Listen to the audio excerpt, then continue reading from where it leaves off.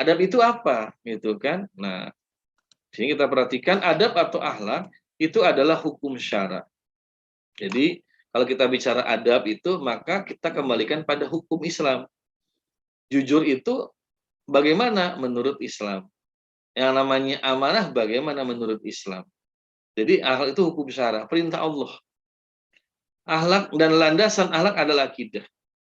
Kita dan anak-anak kita tanamkan akhlak yang mulia dengan dorongan iman. Kenapa sih, Mak? Aku jadi orang harus jujur. Sampaikan. Nah, Allah cinta, Allah sayang pada orang yang jujur. Itu akidah tanamkan.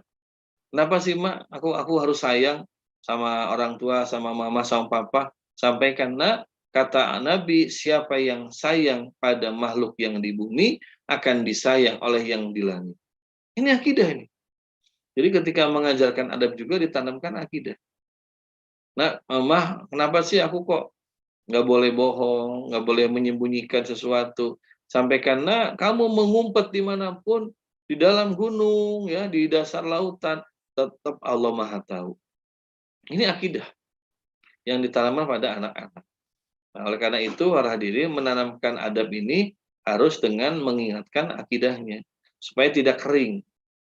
Misalnya ya, kita mengingatkan murid-murid tentang pentingnya punya sifat yaitu siddiq, jujur. Kita sampaikan ayat-ayat Quran, pendapat ulama dan hadis tentang masalah jujur. Yang nggak usah lama-lama panjang-panjang, yang penting ada penjelasannya, Anda bisa mendapatkan penjelasan tentang jujur. Seperti itu. Ya. Karenanya landasan harus iman. Yang ketiga, sifat Allah itu tetap tidak berubah. Tidak mengikuti zaman dan keadaan. Namanya Allah nggak berubah. Jujur itu dimanapun kewajiban. Amanah dimanapun, kapanpun wajib. Jadi orang yang suka menolong dimanapun, kapanpun itu harus dilakukan. Mudah menolong siapapun. Jadi kemudian nggak berubah akhlak itu. Kalau yang namanya akhlak bukan ada tradisi. Kalau tradisi datang dari kebiasaan masyarakat. Juga bukan moral. Kalau moral itu adalah pandangan negatif positif dari masyarakat. Nah, baik itu tradisi ataupun moral itu bisa berubah. Saya ingat dulu zaman saya masih kecil ya, SD, itu kalau lihat lihat perempuan boncengan sama laki-laki itu dianggap aneh. Maka dulu tuh jarang sekali perempuan dibonceng laki-laki.